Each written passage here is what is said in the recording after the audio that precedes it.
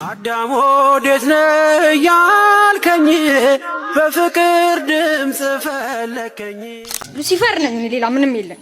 እንዴ ገባህባት? በጭፈራ ነው እንዴ? በጭፈራ እንዴ አርገን ጸጉራ እንዴ አርገን ታስጨፍራት? እንደዚህ አርገን እናስጨፍራት በዳንስ እንደዚሁ ምልክታችሁ? አዎ እንደዚሁ እንደዚህ ቢጃማ ምናምን አይመቸንም። አሁን ራሱ አንተ ስለገረፍከን እንጂ አልደርስ። ያው ሶሪዋን ቅድም ራቁትን የመጣው ተዛ ታዲያ እንደዚህ ነው ነበር ነው እንደዚህ ነው መግባት የነበረብን መምጣት የነበረብን መጣ። እንዴት በቃ እንደዚህ ነው መምጣት የነበረብን ቅድም እንደመጣችሁ? አዎ ለምን እሱ ነው ለኛ የሚገባው። እንደዚህ አይነት የሴት ልብስ አይመቸንም። የወንድ ልብስ ነው የሚመቸው? አዎ የወንድ ልብስ ስንጥ ምናምን ያለ። እንዴት ዝንጥ? በቃ ፏፏ የሚያስጨፍር መሆን አለበት። እንደዚህ የሚያሳብድ መሆን አለበት። የሚያስጨፍር ካልሆነ አይመቸም። ለምን አመጣ? ቀሚስ አይመቸም። ለምን ቀሚስ እንለብሳለን እንዴ? ለምን ትለብሳለች እሷ ስለትሆን ቀሚስ? እና እስኪ ወደዚህ ለምን በቃ አትለብስም ቀሚስ አትለብስም። ለምን አትለብስም? እኛ ያለን ሰው ቀሚስ ትለብሳለች እንዴ? አለች እንጂ አንድ ሰይጣን። አንተ ምንድነው? ሉሲፈር። ካዲያ ልጅቷ ተልበስ እንጂ አንተ ምንድነው? ሶማ ትልበስ ማን ከለከላት? አሁን ሄድላት አይደለ? በደንብ ትለብሳለች። በደንብ ትለብሳለች። በደንብ ትለብሳለች። በጭፈራ ገባ? አዎ በጭፈራ በዳንስ ያው በእንግሊዘኛ ነው። በእንግሊዘኛ? በምን አይነት ዳንስ ላሳያችሁ? ኧረ ተው። እስኪ ምን አይነት ዳንስ ነው? ምን አይነት በጣም ብዙ ነው። በምን ላሳያችሁ? እስኪ ስንት አይነት በየትኛው ይሻላችኋል? ምን ስሙን እስኪ ንገረኝ። ምን አይነት እንግሊዘኛው ልዝፈናው እንዴ?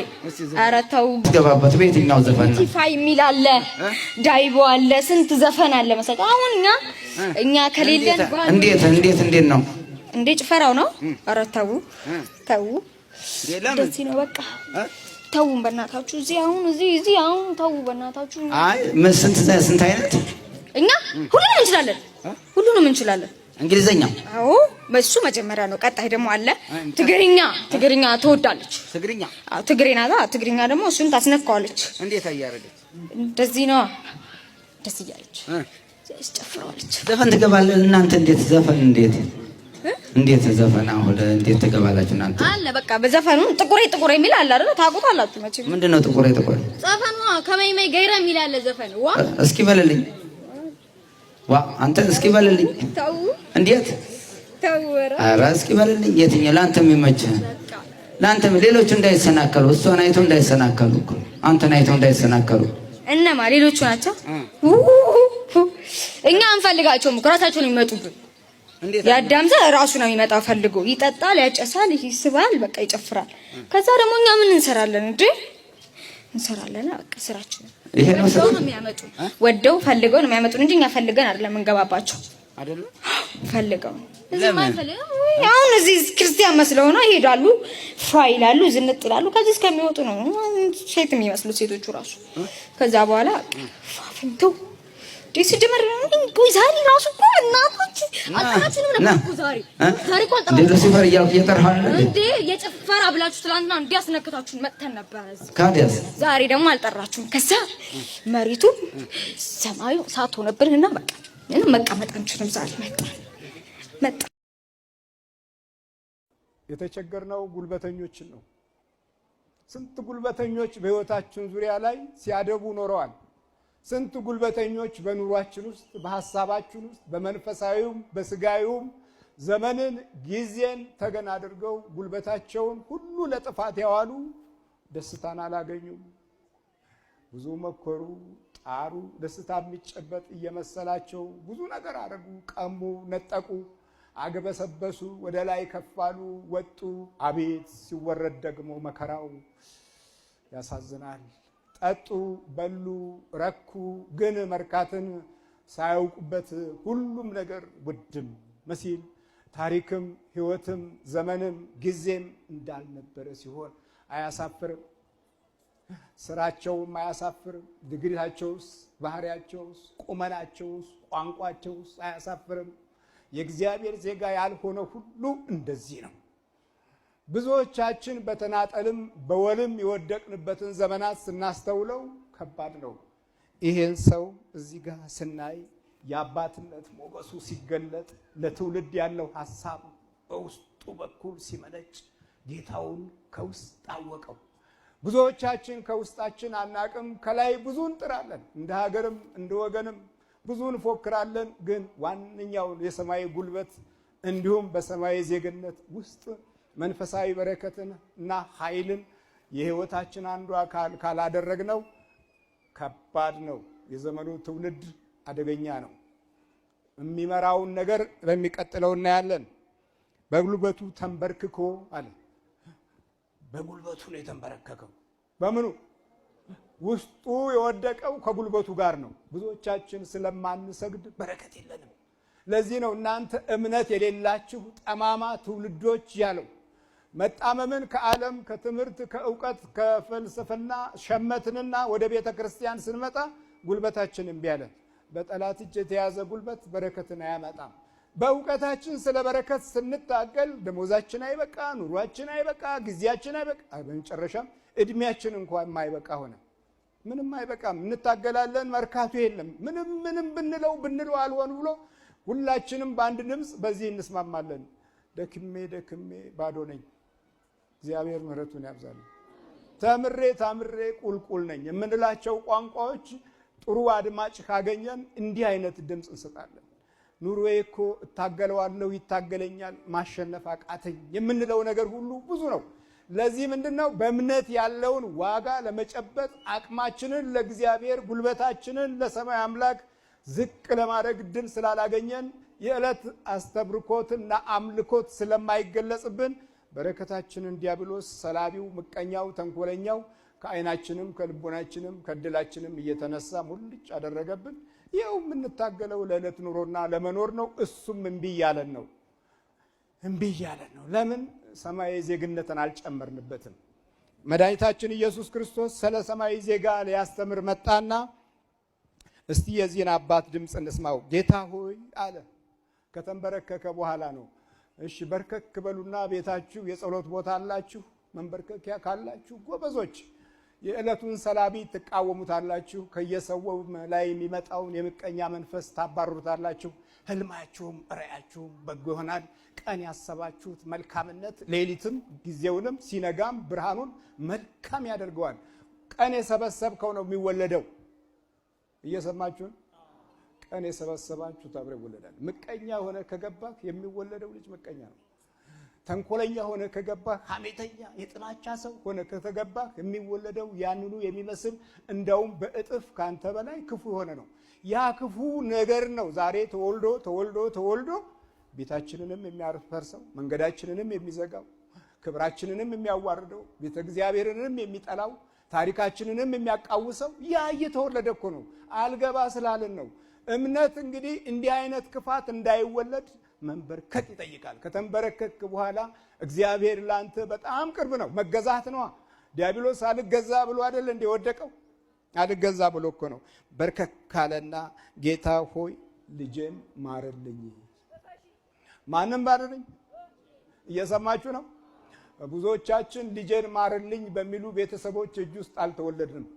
ስንወለድ የጫማ የልብስ ምናምን ተባለና ወደ ትምህርት ቤት ሄደ። ትምህርት ቤት ደግሞ የነጭ ፎርሙላ ነው፣ የዛኛው ዓለም ፎርሙላ ነው። እነዛ ደግሞ የተካኑበት የመናፍስት ደባ አለ። ትውልድን በጠቅላላው ህዝብን የማደንዘዝ ዕውቀት ይሰጡሃል። ለቴክኖሎጂ የሚመች አስተሳሰብም እንዳይኖርህ ኢኮኖሚውን ያጥሩብሃል። ከውስጥ የራስን ደግሞ ክፉ ትውልድ ክፋት እያስተማሩ ምቀኝነትን እንድትለምደው ያደርጋሉ። የመንፈስ ቅዱስ ጥበብና የማስተዋል ጸጋ ይለያል። ወደ ቤተ ክርስቲያን ስትመጣ እንደዚህ ግሪሳ ብቻ ነው እንጂ የምንሆነው በበረከቱ በኩል አልፈን ቁመናችንን ታሪካዊ የማድረግና በጸጋ ውስጥ አልፈን ትውልድን የማዳን ምዕራፍ ላይ ብዙ ዘግይተናል። እውነቴን ነው የምላችሁ፣ ብዙ ዘግይተናል። ይህንን ጉዳይ በደንብ ስናስተውለው ከሁለት ሶስት መሪዎቻችንን ዘመን ስናስብ በምን አይነት ጊዜ የተወለዱ ናቸው ይህን ዘመን ያመጡት ብለን ስናይ አባቶች አልተንበረከኩም። ልጆቻችንን ማሩልኝ አላሉ። ሂድ ተማር። ምን ተማርክ? ባዮሎጂ። ምን ተማርክ? ኬሚስትሪ። ምን ተማርክ? ፊዚክስ። ከዛ ራሱ ፊዚክስ ነው ሰውየው።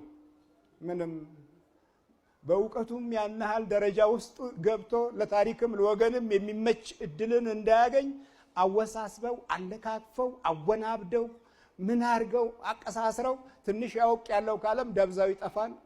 የመከራ ልጆች ጌታ ፊት ተንበርክኮ ልጄን ማርልኝ ያለው ማርልኝ። በቃ አዲሱ ትውልድ እንዲህ ይያዛል። በአዲስ ኪዳን አይደለም ክርስቶስ የመጣው። ክርስቶስ ሲመጣ ያገኘው ትውልድ በክፉ የተያዘ ነው። ደግሞ ክፉም ሲሰጥ ያንኑ የያዘውን ነው የሚሰጠው።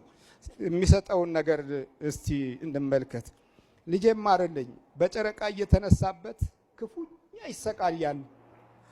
በጨረቃ ነው ቢነሳበት። ሰይጣን ጊዜ ያለው አንዳንድ ጊዜ በስማም ስንለው 40 ክንድ ይርቃል አይደለም። ይሄ ቀረኮ የትኛው ቅንነታችን የትኛው በጎነታችን 40 ክንድ የሚያርቀው? አብሮ ተወልዷል። አብሮ ባይወለድ ቤተክርስቲያንን የሚያቃጥሉ እናትና ልጅን እሳት ውስጥ የሚከቱ እንስሳትን የሚገሉ እንጨቱን ሁሉ በመሳሪያ የሚያጠፉ ጓሮ የሚነቅሉ ማርልኝ አልተባለማ። ማርልኝ የሚል አባት ማርልኝ የሚል እናት አልመጣም። የተንበረከከ ትውልድ ማጣታችን ምንጊዜውም አሳሩ የበዛበት ህሊናው የጠፋበት መንገዱ ሁሉ እሾክና አሜከላ ሆነበንና ዛሬ ውድቀታችንን ብቻ ነው የምንሰማው እንጂ በእውነት በጎነታችን፣ ቅንነታችን፣ ታሪካዊነታችን ወድሞብናል። የሥነ ምግባር ሞራላችን፣ የቅድስና ሞገሳችን እንዲሁም ደግሞ ኃይላችንና ጥበባችን ዝም ብሎናል። አርጅተው ኩል የሚኳሉ ቅንድባቸው የሚቀነደቡ አርጅተውም ሜካፕ የሚቀቡ ሊፕስቲክ ተቀብተው ዊግ አድርገው በጣም ሽማግሌ ሆኖ 30 ማነው 60 ዓመት 70 ዓመት ሆነው ሴቶችም ወንዶችም ሴቶች ላይ ይብሳል እንደው በቃ ታይት አድርገው ምናምን በየመንገዱ ሲሄዱ ሳይ አፍራለሁ። አንዳንድ ጊዜ እንደው በቃኝ የሚሉበት ጊዜ የለም እንዴ? አሁን በዚህ ምን ሊያመጡ ነው ታይት የሚለብሱት እላለሁ። በጣም የሚያሳዝኑ ነጮች ሳን ጊዜ ለይቶላቸዋል። አሕዛብ ናቸው። ሃይማኖት ያለን እኛ እናቶች በስተርጅና እንደዛ የምትኳኳሉት ምን ለማምጣት ነው? ያለውን በጸጋ ተቀበሉትም። ጸጉርን ሂና ከመቀባት ወይም ደግሞ እንደው ሽበትን መከራውን ከማሳየት በጸጋ መቀበል እኮ ምን ችግር የለውም። በቃ የሆነ ጊዜ ኖር ያለው ይበቃል። አሁን ደግሞ ሲራስ ለእግዚአብሔር ልስጥ ነው የሚባለው። ቆራቢ ሆነው ውስኪ የሚጠጡ እናቶች አውቃለሁ እኔ በቅርበት ማቃቸው እዚሁ ጨርሰው ያልመጡ ማለት ነው። እንደው ቤተሰቦቻቸው ሲጨቀጭቋቸው ጭቅጭቅ ሲያደርጓቸው ቆራቢ ናቸው፣ ግን ደግሞ አንዳንድ ጊዜ ፋ ያደርጓታል። ከዛ ደግሞ ይዘባርቃሉ፣ ይቀባጠራሉ። ፈጽሞ መመለስ ነው በቃ። ወደ አልኮልም መመለስ አያስፈልግም። በስተርጅና አልኮል ምን ያደርጋል? መተው ነው በቃ። እና ስጋን ለነፍስ ማስገዛት፣ ስጋን ለእግዚአብሔር ማንበርከክ የመሰለ ትልቅ ስልጣን የለም። ይሄ እኮ የኛ ስልጣን እኮ ተሰጥቶናል። ስልጣናችን እኮ ነው በቃ። እግዚአብሔር ይችን እድል ሰጥቶናል። ሳንሞት ይችን እድል ሰጥቶናል። ከሞትን በኋላ የለም አለቀ በቃ። ምንም ነገር መመለስ የማይቻልበት ሁኔታ ውስጥ ነው ያለነው ፈቃዱ ካልሆነ በስተቀር።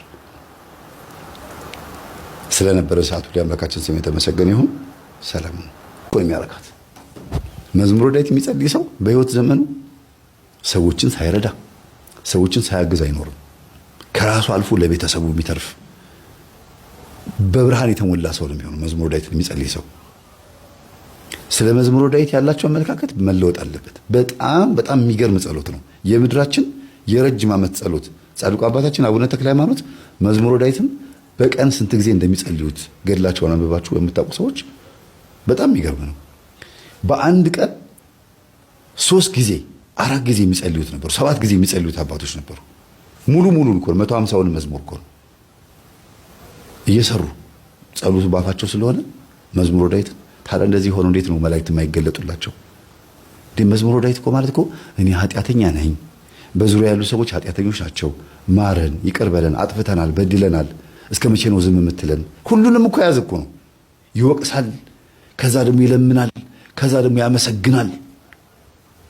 አንዴ ራሱን ሆኖ፣ አንዴ ነፍስን ሆኖ፣ አንዴ ስጋን ሆኖ፣ አንዴ መንፈስን ሆኖ፣ አንዴ ህዝብን ሆኖ ይጸልያል።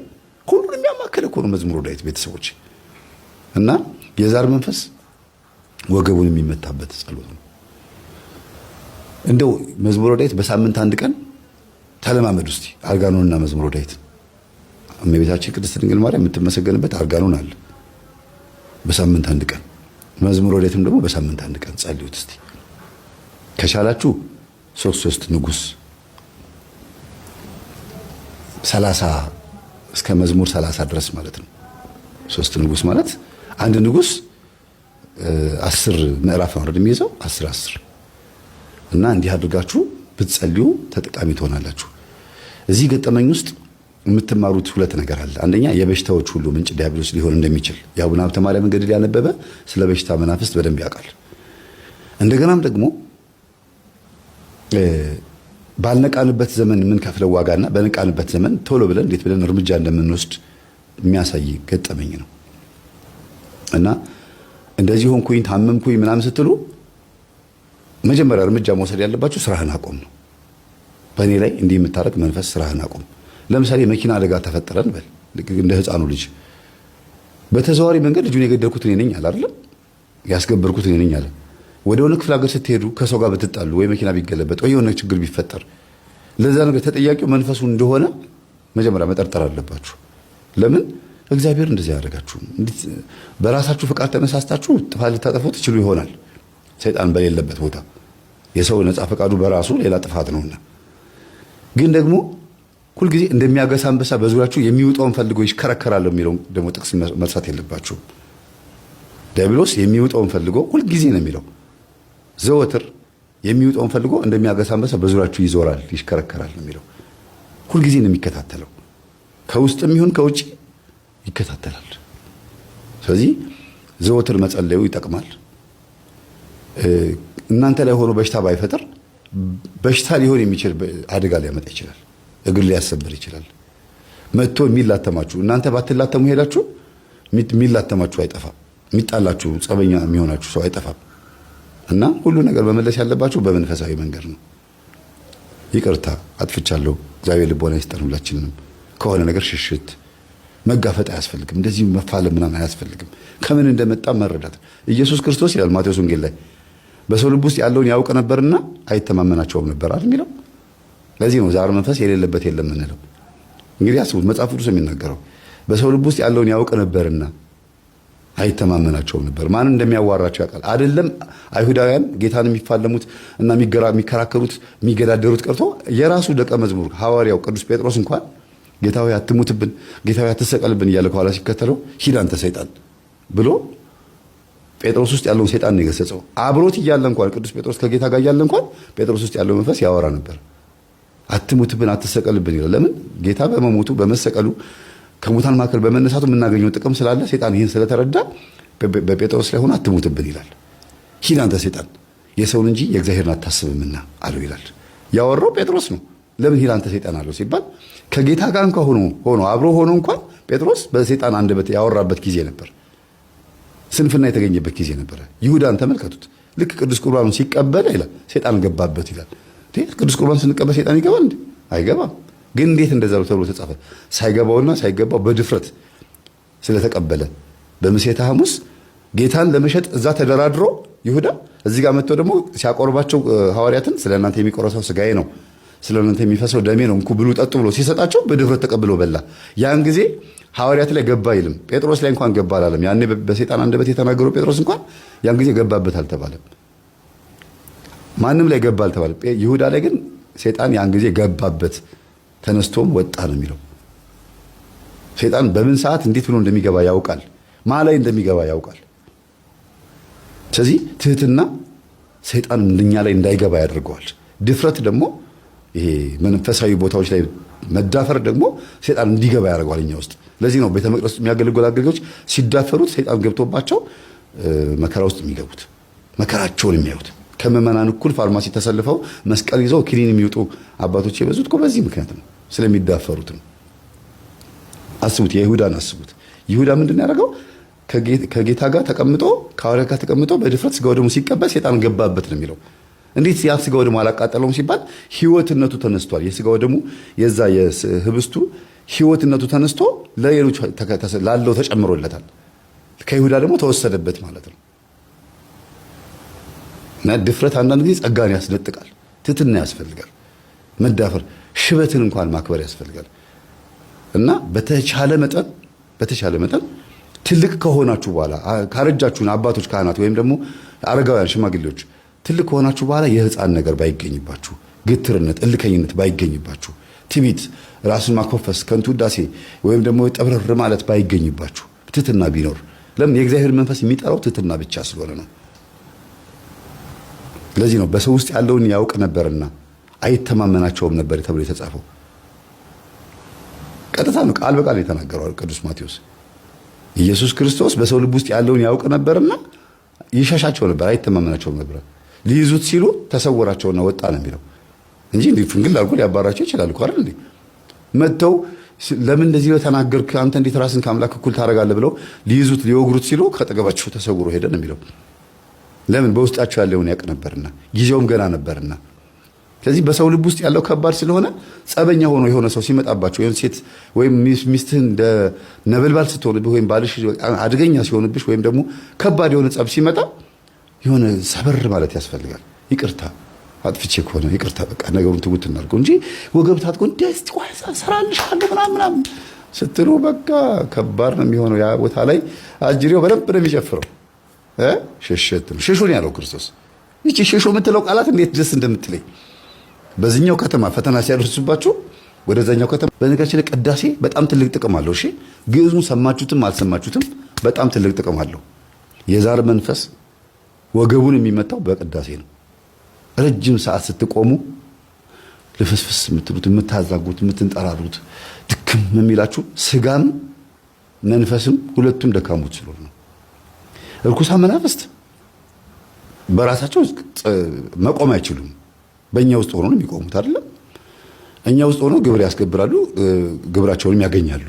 ግን አብሮ የተወለደው መንፈስ የኔ ነው ብሎ ስለሚያስብ እና ልናስቀድስ በምንሄድበት ሰዓት መናፍስት አብረውን ቢመጡም እንኳን አብረውን ሊቆሙ ቢሞክሩም እንኳን በተደጋጋሚ በማስቀደስ በማዛጋት በማንጠራራት በመሰልቸት ሊወጡ ይችላሉ። በትነት መልክ ሊወጡ ይችላሉ መናፍስት።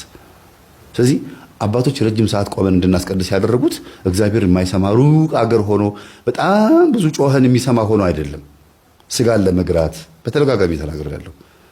መናፍስትን ወገብ ለመምታት ለማሰር፣ እንደገናም ደግሞ ትዕግስትን ለማስተማር፣ ጽናትን ለማስተማር እንደገና ይበለኝ ብዙ ወደ ዓለም ዞሬ ነበረ። ዓለም ላይ ተንከራትቼ ብዙ ቦታ ሄጄ ነበር። 2 ሰዓት ቅዳሴ ምን አለበት? ሰው 2 ሰዓት ቆሞ ኳሳ ያለ አይደለም እንዴ? ለእግዚአብሔር ቆሜ እንደ መላእክት ጸልይ፣ መላእክቶች ቆመው ቅዱስ ቅዱስ እንደሚሉት እኔስ ብል ምን ችግር አለው? ስጋዬን ለነፍሴ ማስገዛት ግዴታዬ ነው ብሎ ማለትን እንድንማር ነው ቅዳሴው ረዘም እንዲል የተፈለገው። ይሄንን ማስተማር በሳምንት 1 ቀን 2 ሰዓት ቅዳሴ መቆም በጣም እኮ ትንሽ እኮ ነው ቤተሰቦች፣ በጣም ትንሽ እኮ ነው። ይሄ በሳምንት 1 ቀን ለ2 ሰዓት ያክል መቆም አቅቶን ከሆነ ጠዋት ተነስተን ኳስ ሜዳ ሄዶ ኳስ የሚጫወቱ ጎረምሶች ጋር ለመሄድ የምንፈልግ ጠዋት ተነስቶ ቡና ለመጠጣትም ሆነ ለመዝናናት የሆነ ብቻ የሆነ ቦታ ላይ ካፌ ቁጭ ብሎ ጋዜጣ ለማንበብ መጽሔት ለማንበብ ፖለቲካ ዜና ለማየት ምናምን ወደዛ የሚገፋፋን ከሆነ እኛ ውስጥ የእግዚአብሔር መንፈስ እየሰራ አይደለም። በቃ አጅሬው በደንብ አድርጎ እግሩን ዘርግቶ ፍልስፍናውን እያነበበብን ነው ማለት ነው። እምነትን እንደ ማንኛውም ተራ ባህል አድርገን የምንገምትበት ዕውቀትም አለን። በዚህ ምክንያት ዲያብሎስ ተደብቆ ብዙ አጋዦችን ከማግኘቱ ጋር ረክቷል። የእግዚአብሔርን በጎ ፈቃድ የምንለይበት መንፈሳዊ ስጦታ አጥተናል። ያ መንፈሳዊ ስጦታ ነው።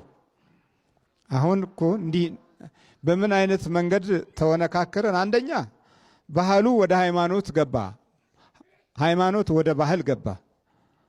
ልክ እንደዚህ እንዲሆን ደግሞ የሚያደርጉት መሰሪዎቹ ናቸው አሉ። ብዙ መሰሪዎች በስነ ዕውቀት ዘርፍ ውስጥ በመሰሪነት እድል ውስጥ ታትመው ለክፉ ጠላት አገልጋዮች ሆነው ይመጡና ባህሉን ወደ እምነት፣ እምነቱን ወደ ባህል አድርገው ያተረማምሱታል።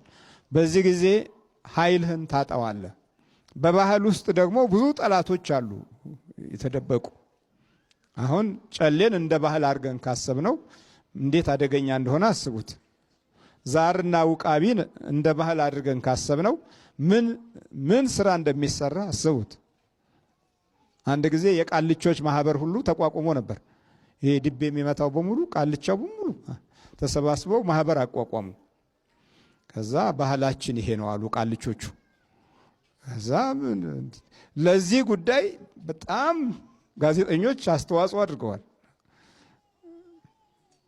ዓለም አቀፍ እንደውም እንጂ እንደው ሲኤንኤን ሁሉ እኮ አያችሁ ባህላቸው ኢትዮጵያውያን ዲቤ የመጡ እያንቧረቁ እንትን እያሉ እያጓሩ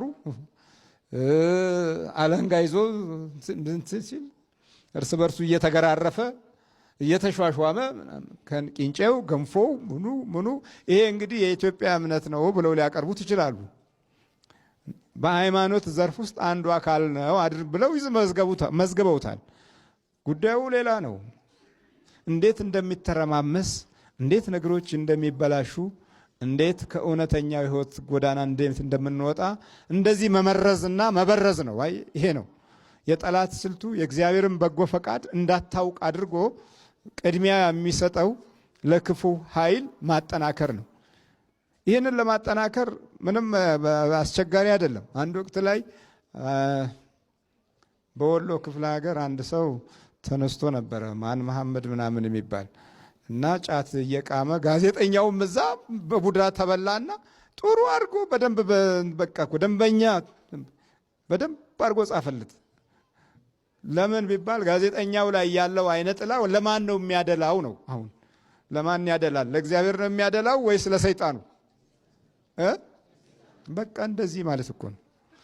ውስጡ ያለው መንፈስ የሚያደላው ለሰይጣኑ ነው።